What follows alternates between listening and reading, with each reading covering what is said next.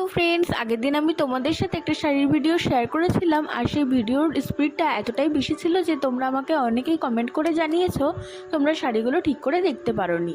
তাই আমি আবারও ভিডিওটা নিয়ে চলে আসলাম। তোমরা যেই শাড়িটা প্রথমেই দেখেছো, একটা ডিপ রানি কালারের শাড়ি, অল ওভার কাজ করা, কোনো জায়গায় ফাঁকা নেই। জামদানির অনেক রকম কোয়ালিটি হয়, যে কটা এখানে দেখছো সব কটাই টপ কোয়ালিটি, আর জমিতে তোমরা দেখলেই বুঝতে পারবে। আর প্রত্যেকটা কালার তোমরা ভিডিওতে যা দেখছো সামনেও তাই। ডিপ ব্লুটাও খুব সুন্দর, আর লেমন কালারটাও খুব সুন্দর, আর ব্ল্যাকটা তো জাস্ট অসাধারণ। নবমীর দিন রাত্রিরে দারুণ লাগবে। আর গোলাপি রং যেটা আছে খুব মিষ্টি, পুরো গোলাপ ফুলের পাপড়ির রঙের মতো। আর এই লাল সাদা শাড়ির পাটটা তো খুবই সুন্দর, সেটা তোমরা দেখতেই পাচ্ছ, একদম ঠাসা কাজ। এটা তোমরা অষ্টমীতে পরতে পারো।